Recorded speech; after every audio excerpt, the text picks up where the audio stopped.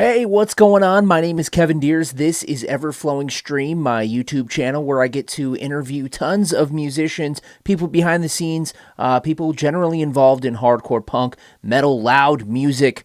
I've had a lot of really cool feedback lately with some of the clips that I've posted and some of the interviews, so I appreciate it. If you would like, subscribe and comment and do all of that stuff to let me know that you're watching. I really appreciate it. It's been awesome learning how to edit video. Generally a radio guy and a podcaster, so just kind of teaching myself how to do video editing, and it's been something I've really gotten a kick out of lately. So without any further ado, let's jump into my interview with Napalm Death vocalist Barney Greenway here on Everflowing Stream. Hey, what's going on? I'm talking with Barney from Napalm Death, and they're going to be coming to town, actually. Now that we mention it, they're going to be coming to town with Arch Enemy. They're going to be coming to town with Behemoth, and it's going to be an epic show. They're going to be coming back to the Northwest. Unto Others also on that gig. Very cool band. We saw you recently. You played with Guar. Unfortunately, I Hate God had to drop off that because they tested positive that day for COVID. What was it like getting back on the road in the United States amidst, this up and down pandemic? What was that like for you, man? Yeah, well, I mean, we'd only really done one gig before that in the UK. So, yeah, it was strange, and there was a lot of protocols to stick to because obviously, you want to make the effort to take care of yourselves and everybody else around you, So, yeah, it was strange, but at the same time, we hadn't played like anybody really for the last almost 2 years, the previous 2 years. And so doing a shorter support tour like that, actually, we thought would be a good idea, kind of sort of to get us back into it, gradually or whatever.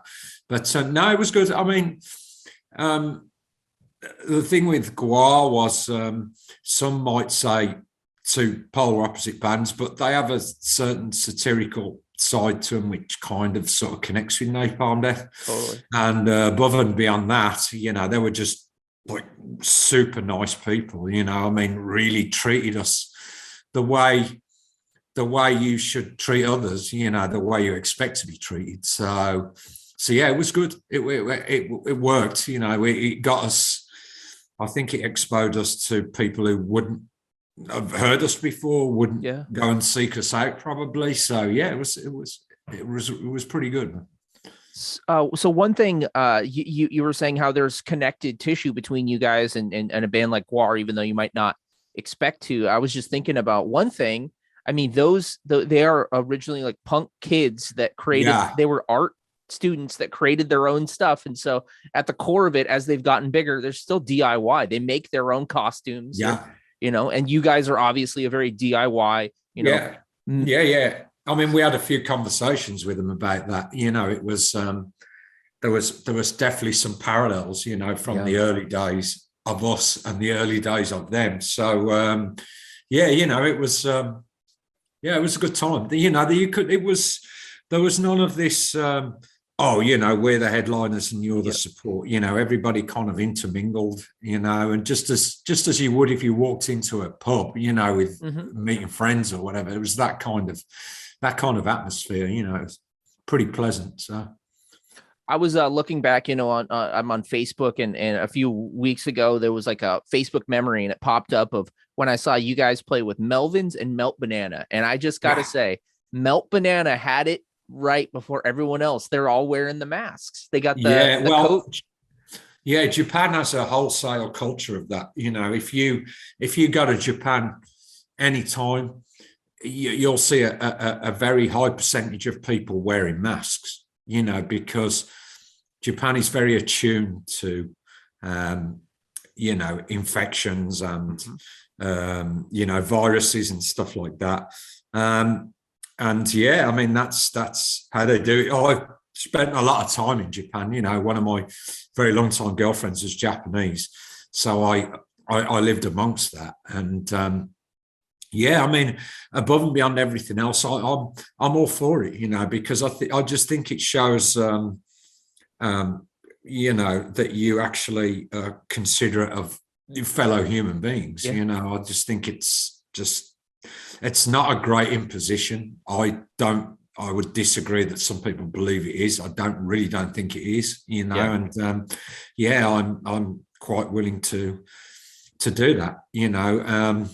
I know masks aren't 100%, but at least they limit any sort of explanation of a virus, whether it's coronavirus or anything else. It certainly limits that. So. Well, the reason we're talking today, obviously, is you guys have an EP that's out today. It's an 8-song EP. I'm assuming so. I didn't read specifically. Is it all B-sides from the last record? I wouldn't necessarily call it B-sides. It's just tracks that were left over. Yeah. I mean, B-sides might infer that that's a good point. They're somehow not up to the mark, but they are. It's just they didn't fit in, or in our opinion, so they just didn't fit into the context of the running order of the album at the time. I mean, they're literally from the Throws sessions, the last album. So yeah.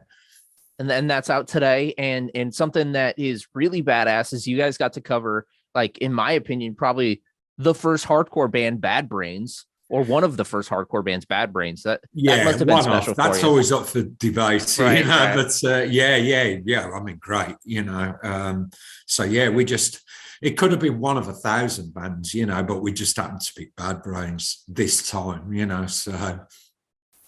Okay, well, I recently talked with Corpse Grinder, obviously from Cannibal Corpse, and we actually talked about his love. He grew up with hardcore too, New York hardcore, Cro-Mags, stuff like that. What are your favorite hardcore band, punk hardcore? What are a few of your favorite hardcore punk records? I mean, man, how long have you got? I've got a list longer than your arm and about 100 other people's arms put together. You know what I mean? But yeah, I mean, I it's a tough one. Really, Siege from Boston was one of the big ones for me, and Napalm. Napalm wouldn't sound the way it does, probably, if not for Siege. Bands like SOB from Japan, Systematic Death also from Japan, GBH from Birmingham, actually, from the UK. Yeah. Bands like Anti-Cymex, Mob 47, Kaos from Finland, a lot of Scandinavian stuff, a lot of US stuff. I mean, it's who else? Deep Wound, what's it? Jay Maskis band and Dinosaur Jr., and Infest, I mean, there's tons of stuff, there's absolutely tons and tons and tons. So I mean, I do like the New York hardcore stuff, but it wasn't. There are other parts of hardcore that had more of a direct influence on Napalm Death, so. Cool, man. Well, some of this stuff is you can only get on vinyl or small presses and stuff. I'm assuming you probably have pretty nice record collection. Are you a record collector? I got a ton of stuff. Yeah, I got a ton of stuff, but I don't buy anymore because I don't have the space for it. Yeah. And B, some of the pricing is absurd. Right? I mean, it really is. So I kind of steer clear of it, really. But that's just me. I don't want to directly criticise other people, but I can only speak for myself. If I was selling stuff like that, I would reasonably price it, so not massive profiteering, because that's not particularly palatable to me, so. Look at you continuing to be the enemy of the music business. Well, yeah, nice segue, I suppose. But I mean, it's just, I just think it's, I don't know really how to put it, for want of a better phrase. It's just decency, to not do that, So. Yeah. Well, okay. So I have kind of an odd question, but in the last interview I was watching with you, I like to do a little bit of prep before the interviews, and I've noticed that you wear anti-fascist t-shirts, and obviously being an anti-fascist band, Napalm Death, that's kind of in the DNA of the band, obviously. What is it odd for you to see news companies using anti-fascist or Antifa as an enemy and kind of painting it as like the bad guys? Is that odd? I just don't think they understand it. They don't understand where Antifa actually come from. There's so many incorrect, catch-all descriptions of Antifa as an entity. For one thing, they tend to term it as one mass of people. It's not. It's a disparate kind of collection of different groups and different people. It's not one thing, And let's be honest, I do find it really mad, that even if people, I think the problem is that when people refer to Antifa, what they're talking about anti-fascism, and Antifa has just become kind of a bogey word for it almost, Anti-fascism, if it wasn't for anti-fascism, speaking for the UK, about nearly 100 years ago now, or something around that, there was a march through London of the British Union of Fascists, who had designs on basically terrorizing the population as much as they could, because that's what it really comes down to. Yeah. And there were many people came out on the streets under the anti-fascist umbrella and stopped them, on the streets. So I would suggest that for people to kind of be really down on it, they're kind of not seeing the effects of anti-fascists not being there at very important points of history. If it wasn't for them, the world would arguably be a very different place, and you would be living under forces such as was Hitler's various arms of his regime. There's an argument to say that might be the case, So people should be careful what they wish for, really, because a lot of these people under the Antifa umbrella have done the dirty work that a lot of the rest of us wouldn't be prepared to do, So that would be my take on it, really. I'm not one to glorify violence, that's for sure. I don't like it. I really don't like it at all. But I can also understand where it has been necessary throughout history to deal with that stuff, it seems odd because I'm a pacifist, I really do kind of try to toe that line. But I find myself challenged, by that when that sort of stuff comes along. So that's my thing with it, really. We still have.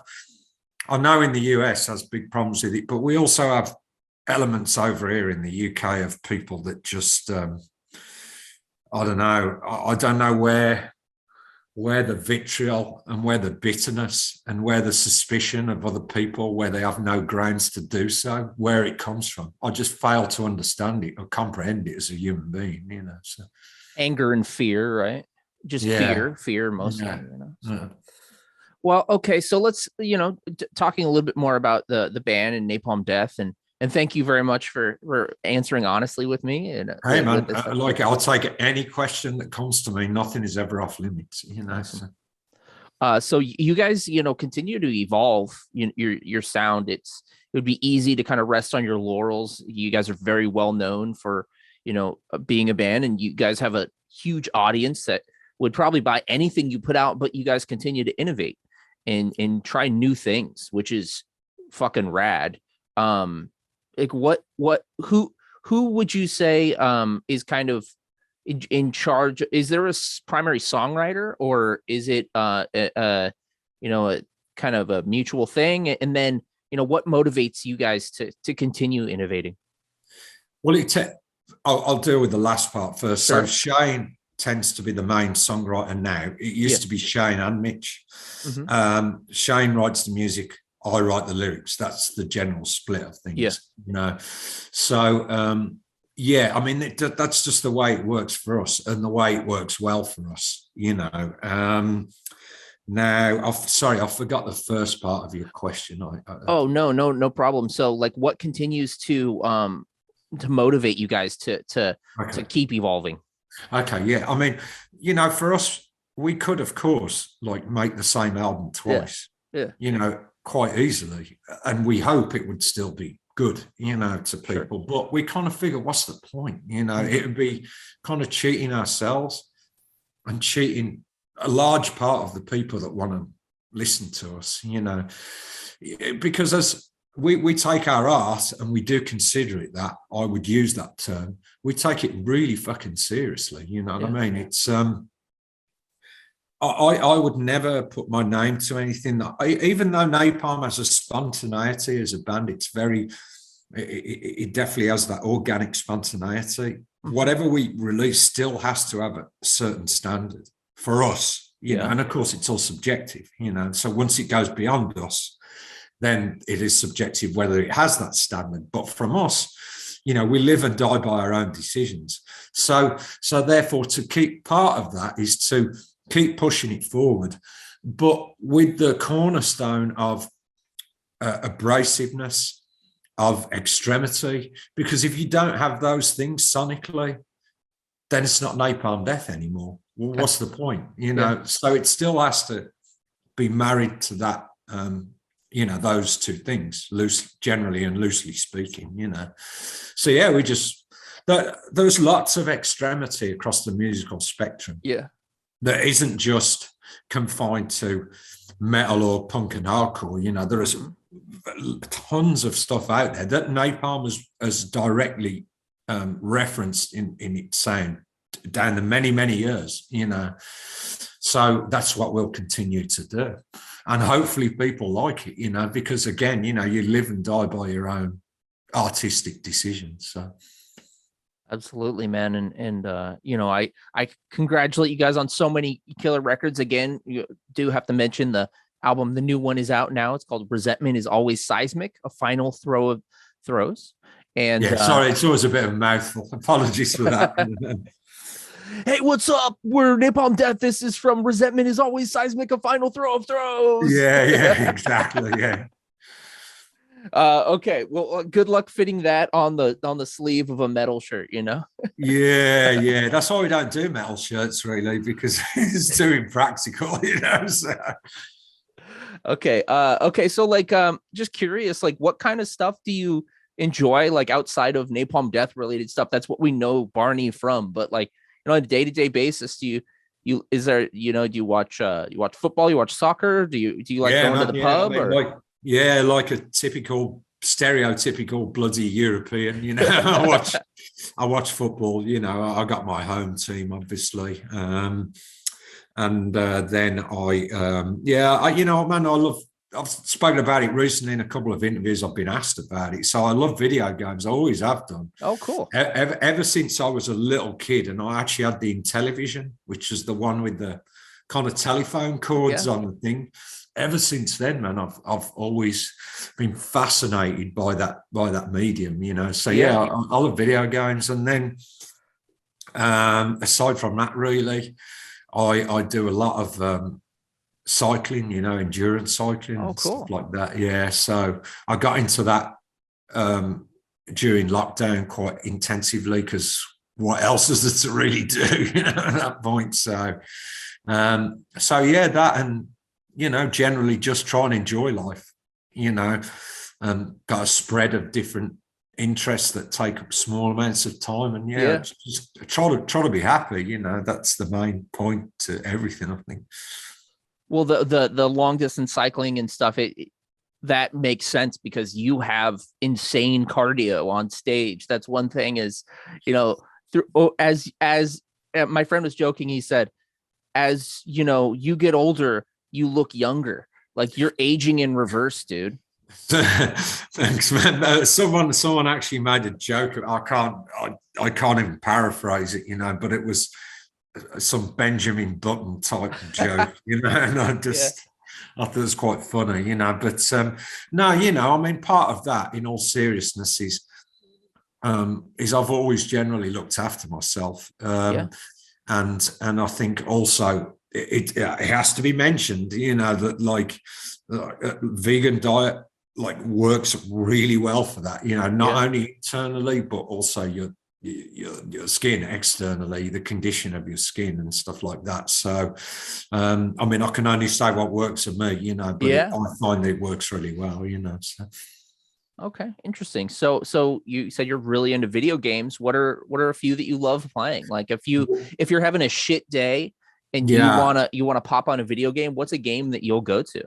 Oh, I love the Yakuza games, which is a series of very Japan-centric games that I started with the very first one when it came out on the last PlayStation, on the PlayStation 2, sorry. Yep.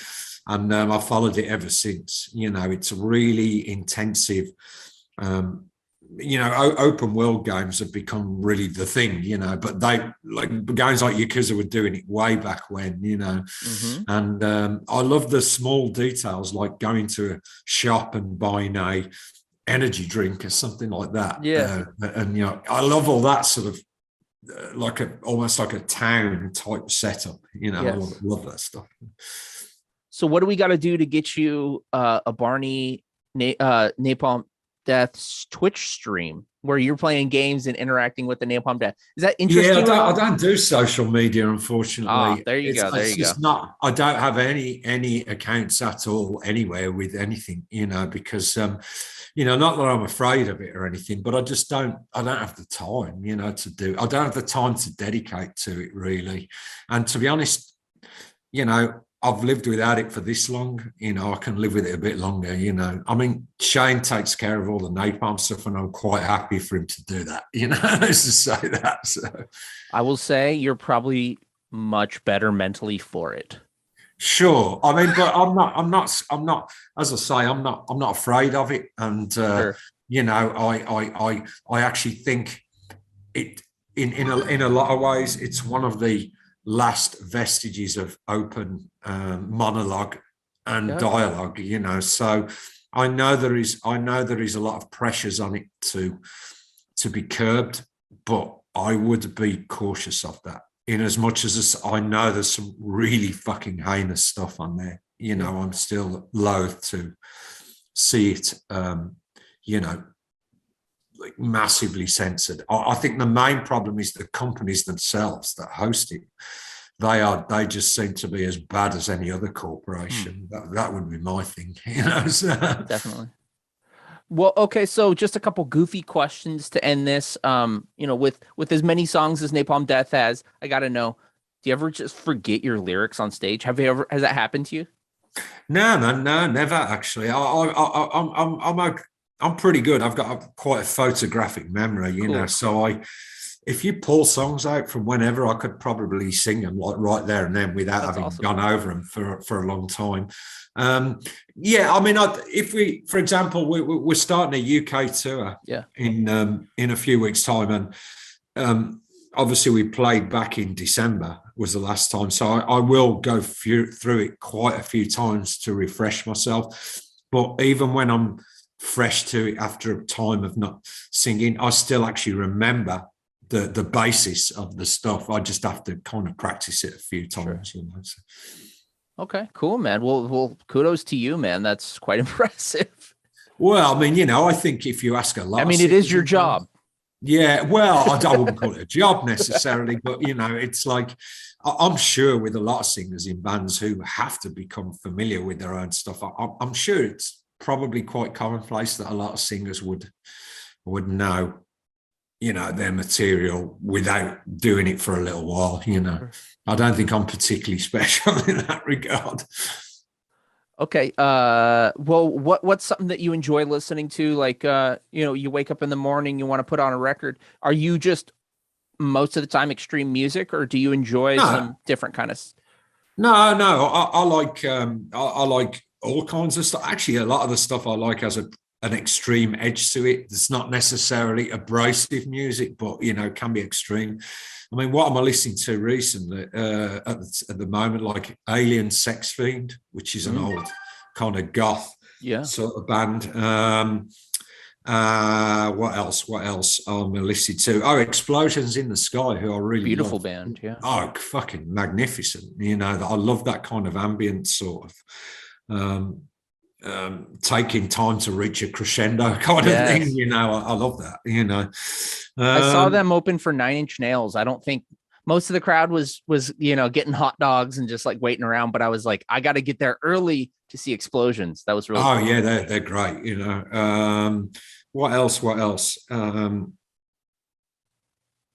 I couldn't even name you anything right now. Oh, no worries, man. No worries. Yeah, I mean, yeah, sorry, man. I always draw a blank, you know, when I'm sort of doing this, you know. I don't know. That's why, you know, that's why if we're talking about digital music, that's why I prefer an iPod to streaming, because I like to have my full catalog there. And I'm like, I get to see everything. I'm like, oh, you know, I haven't thought about that. Is if I ever click to like look up an artist on streaming, I'm always like, I just space. I'm like, I know so many artists, but I don't know any at all. Yeah, man, I've got tons, you know, lined up in whatever it is, and I'd have to turn it on and look at it. You know, it just the names escape me right now. You know, so. Fair enough, man. Okay, well, my last question for you. We've asked you this before, but because this is on video, I figured it would be more appropriate. If you could pick a scar on your body, show us if you can, and tell us a quick story of how you got the scar. Wow, I do have one somewhere, but it's barely recognizable now. No, you can't even see it on camera. See, it's quite purple there. Okay. See that? Yeah. A little bit. Now, I believe, although I might have actually done something else to it over time, but when I was at school, so it's a long time ago, I was messing with some kid in front of me, like smacking the back of his head, and he turned around with a compass. I think maybe you call it, you know, a school compass. Yes. And he fucking stabbed me with a compass. You know, actually, no, sorry, I apologize. It's actually on the back of my hand. It's on the back of my hand, round about there. Okay. The kid just stabbed me in the back of the hand with the compass. So, you know, whilst I don't condone violence at all, that'll fucking teach me. You know what I mean? I should say. Jesus, not going to mess with that guy anymore. I actually don't blame him, because he was trying to concentrate, and I was fucking smacking the back of his head like the whole time, you know, and then he turned around and stabbed me with the compass, Jesus. You know. Here's a new Napalm Death song, Stabbed with a Compass. Nice. Well, yeah. Awesome. Barney, thank you so much for taking the time. All right, Kevin.